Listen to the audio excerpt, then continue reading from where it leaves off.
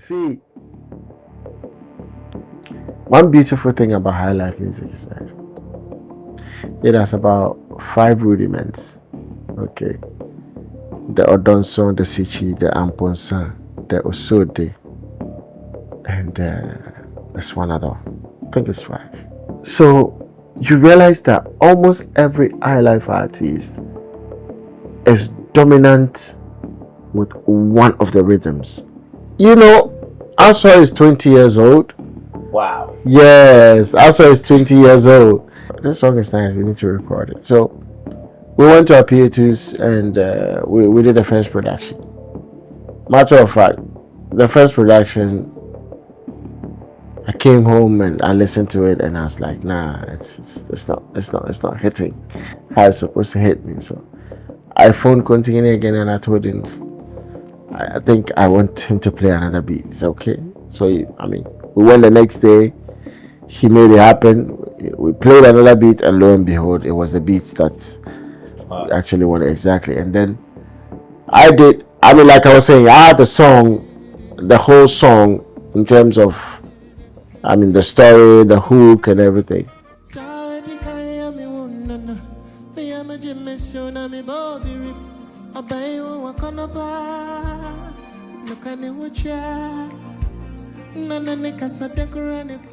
Kwabena Kwabena is just a very simple musician. To be precise, a Highlife artist. Okay. I've been around since the early 2000s up until now. Yeah, championing Highlife music and making sure that the legacy lives on. Music is inbuilt, and I would say it's a message of God. It's an inspiration. It's something God gives you so that you also inspire people with.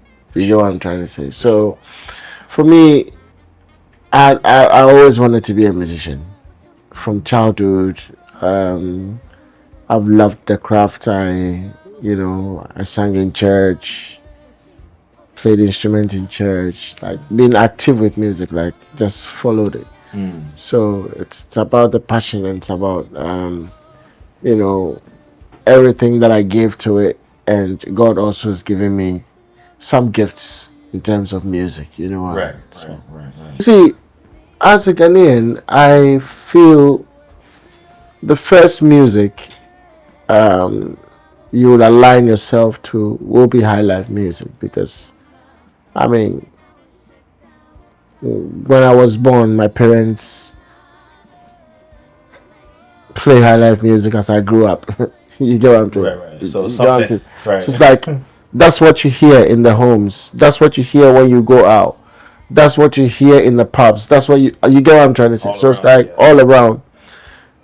So looking at my generation, when I was born up until now, there's been an evolution in changes of how music is played in our homes, or how we listen to music, or the genre of music we listen to. But in my I say at the time I was born, in my infant ages or younger ages, Highlife music was quite the most dominant music played almost everywhere. I would say a series of artists, though. I'll start with Nanam Pedu. From Nanam Pedu to the likes of Opambo, the likes of Adofo, and then coming to the Burger Highlife era, the likes of Kudrenchi, Daddy Lumba, may you so rest in peace. Pat Thomas, not too far. It's a wide range of artists with variety of style and approach to music and all of that. So the inspiration was very wide. It wasn't based on one particular artist. Gotcha. You know what I mean?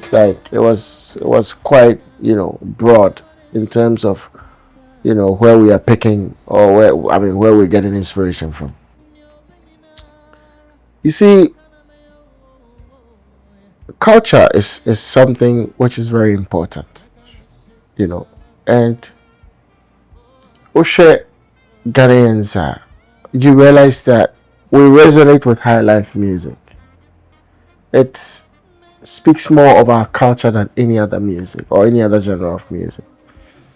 So seeing these great musicians you just mentioned, the likes of Uncle Pat Thomas, the likes of Kojo Chi, the likes of Daddy Lumba, may so rest in peace, Nana Tufo.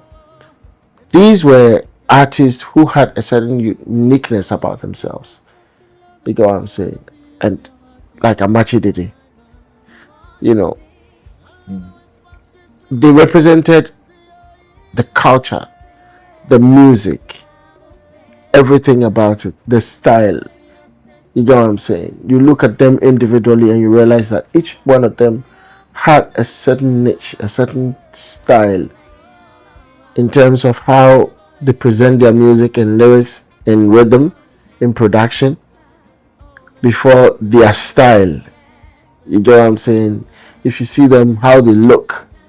You know what I'm saying? So it's like it's a very bougie genre of music. Right. You get what I'm saying? It's so bougie. It's like, you see, the real meaning is it's music for people who led a higher life. Wow. So that's my first. Higher life. Wow. Yeah.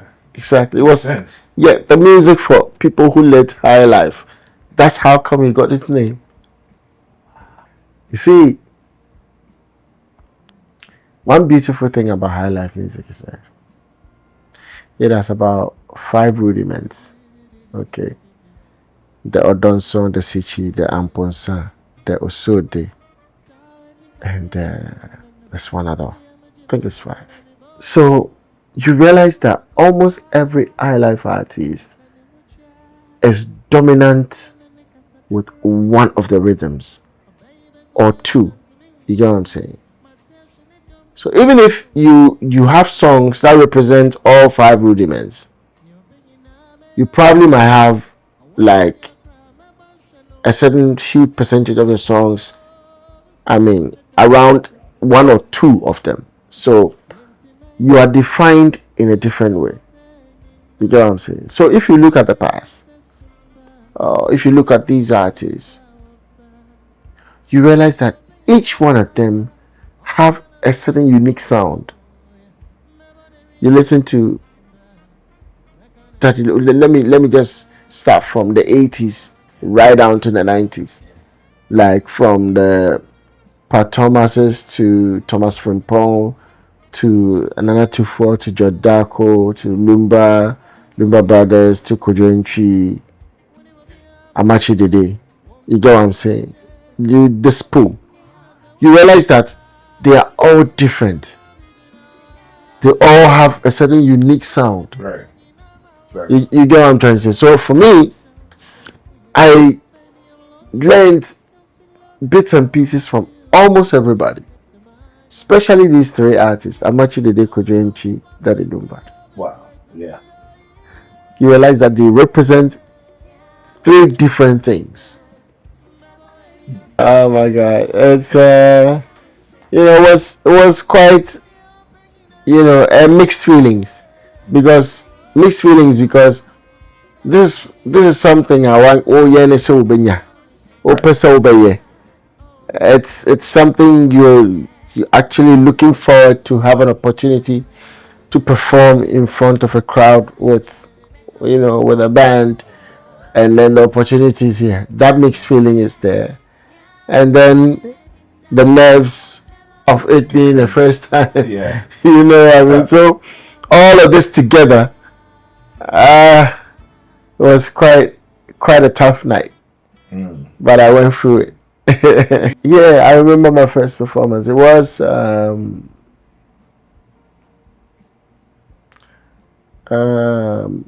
I think back then Nescafe African Revolution. Yeah, I remember that.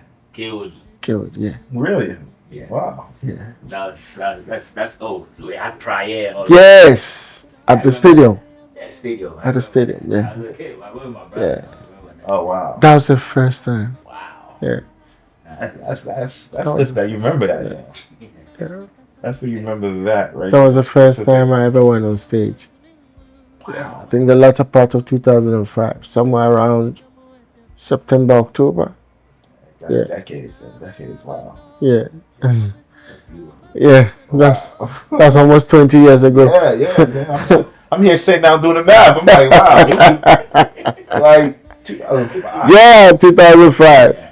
You know, it's helpful sometimes to start. You know what I mean? Because there are times when you you're inspired to write, you know, uplifting stuff, but then you're emotionally down. Right. So, you know, it's quite a challenge to actually have the right emotional balance to be able to meet up with, you know, writing and trying to create. You get what I'm saying? You need to be in a certain form of a balance. You get what I'm trying to say? To be able to create and create to your utmost efficiency. You get what I'm saying? So yeah, emotions and I mean sometimes it can help positively.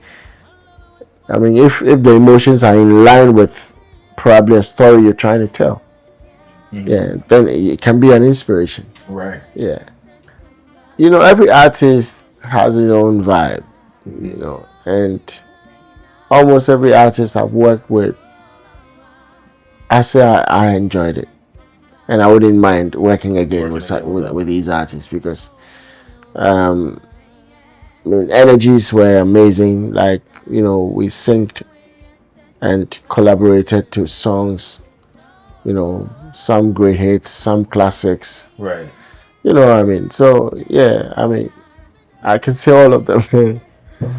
You know, first and foremost, I mean, all praise to the Most High God for the inspiration. I see around that time, you realize that like high life music is supposed to tell a story. You know, if you listen to the legends, the greats, you know, you realize that almost every music has something to say about something which is very relatable or people can actually resonate. You know what I mean? So I thought of like, you know, a great story.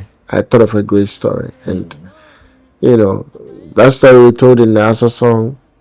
I mean, it's quite a story which is very relatable. You know what I mean? Like people can actually relate, and you know there are, I mean, series of, you know, examples of, you know, happenings like that, which was depicted in the song. So it's like, I mean, it was just a perfect story to be told.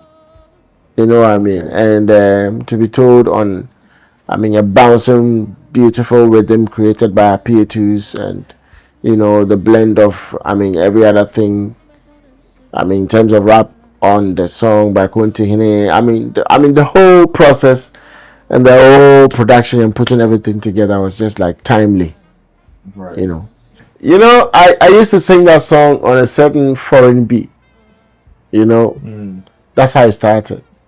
So I sang it like I played the instrumental and then I sang it over the instrumental. That's when the first time Kunti Hine heard, and it went like, this song is nice, we need to record it. So we went to our PA2s and we did the first production.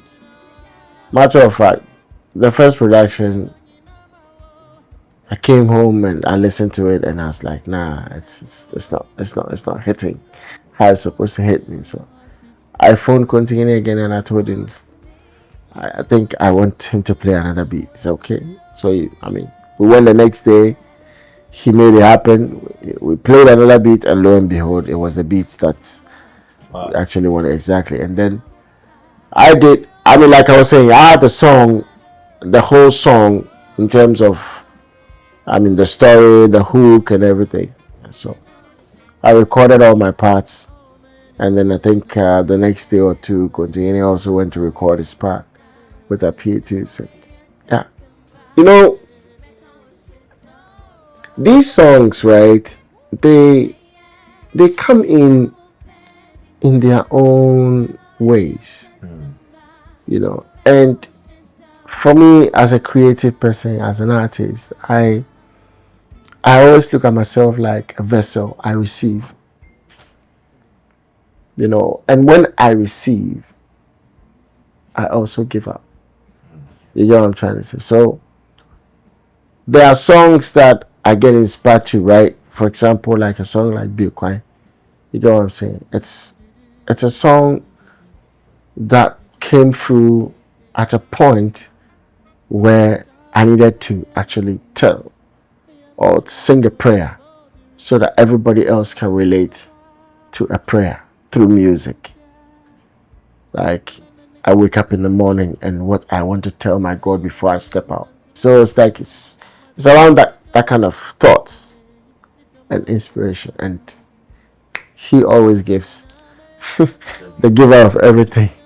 Yeah. That would be my Ashesi album. Yeah, that album is quite solid in terms of production and the creativity.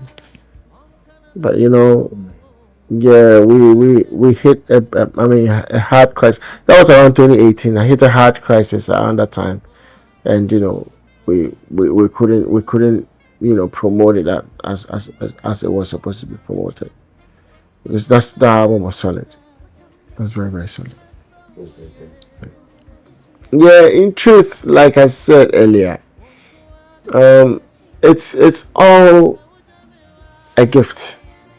You get what I'm saying? You get into that position or that space where you feel inspired. You get what I'm saying? Like you feel like a visitation. You feel like something is being given to you for you to pen down. You get what I'm trying to say? So it's like you're saying, it's spiritual, and if it is spiritual, who is the father of all spirits? The Almighty. You get what I'm saying? So it's a gift from the Almighty. You sleep, you dream music, you dream songs, you wake up, and then it feels like it's being sung into your ears, and you're also writing it down. So you get through all these moments of inspiration, and it's just beautiful. Matter of fact, from time I recorded my part and I sent to Samini, and he also said, yo, I'm also going to do 2 parts. That's when I realized the song is a hit. You know what I mean? Wow. Yeah, because when I sent the song to him, I had done my part.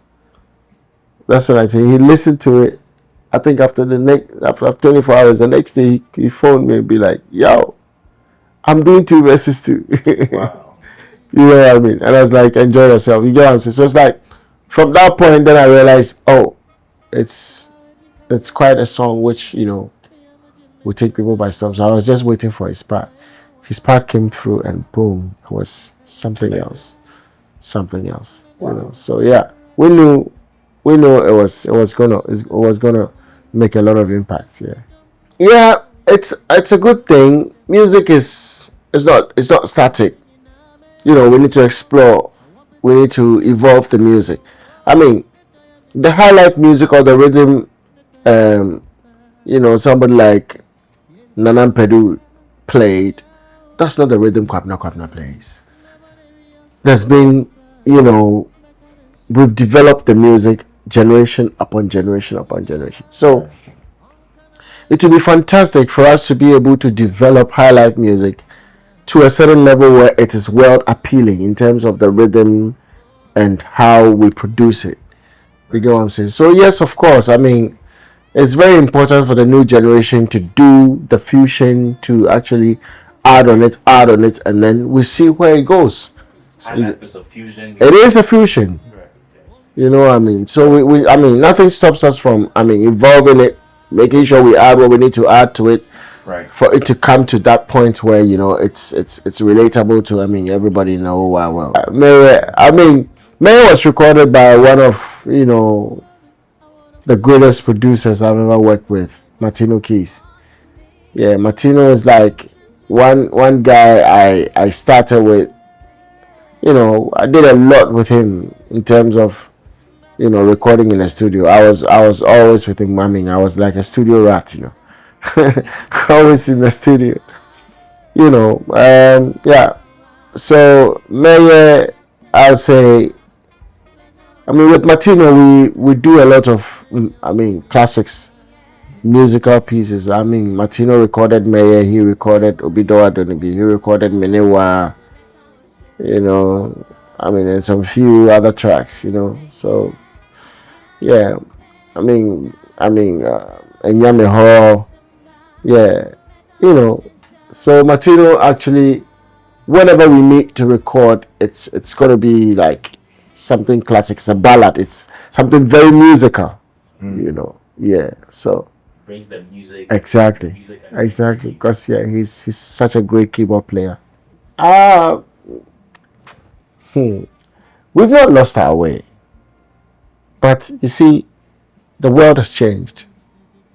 There's mad rush for Afrobeats music right now, and so I mean, technically, you get the new generation aligning to what the world is paying attention to now. You get what I'm trying to say? Because if there's any African genre of music which has gained world attention, I mean, a lot of world attention now, I mean, we all know it's Afrobeats. So, the new generation of musicians who are Ghanaians would want to be more of Afrobeat artists than they will be Highlife music. And it's very understandable. But then Highlife music or Highlife is inbuilt. You know what I mean? Yeah. It's from within. So at every point in time, in every generation, there will be somebody championing the genre. There will be a group of people still playing the rhythm. You get what I'm saying? That's what it's meant by, I mean, it's our rhythm and it's not going anywhere. Right. But then talk of the generation actually feeding into it or aligning to it so much, that has changed a little bit because of what the world is aligning on to in terms of music with, I mean, Afrobeats and all of that. But then our Highlife music is our Highlife music. We love it. Play anything in the past or anything Highlife music. I'll give you an example. Like you play Akoda Wiswa anywhere at any party. Vibe. And it's a vibe. Yeah. I wish that, I am in the hearts of the people who love Highlife music, and cherish Highlife music. That, the name Kwabena Kwabena will always be a name remembered if there ever will be a Highlife Music Hall of Fame. But then as it stands now, even if we don't have a Highlife Music Hall of Fame, we all within our heads can think of names that fit to be in that, Highlife Music Hall of Fame. Right.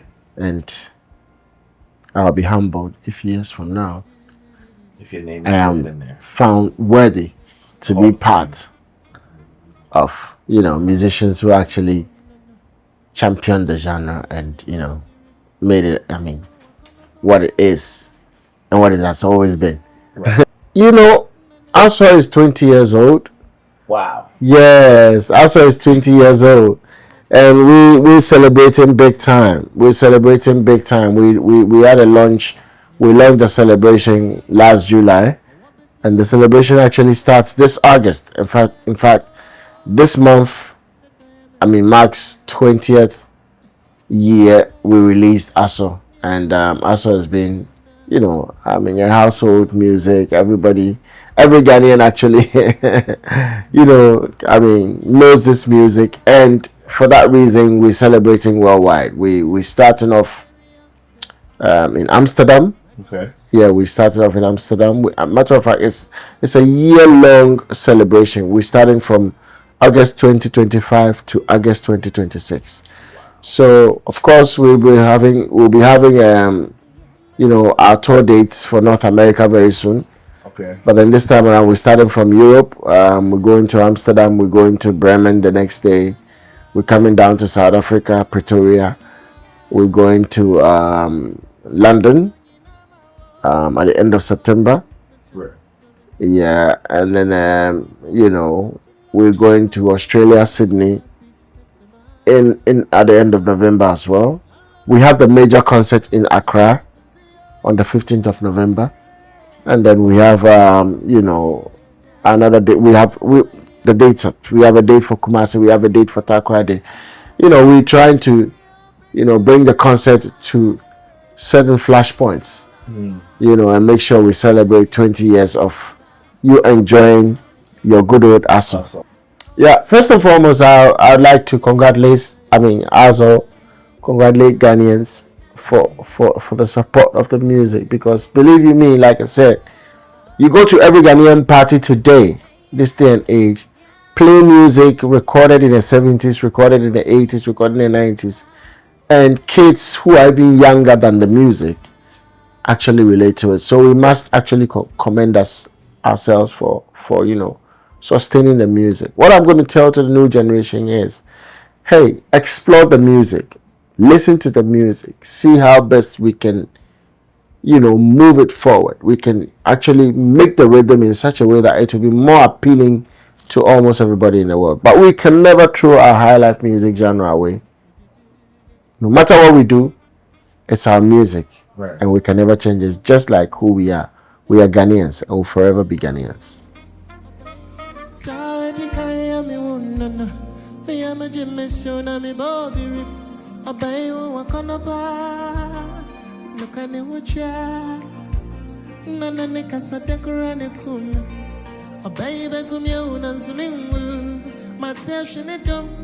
Oh yeah, ni domo etepa. Ni obenyi na me amano.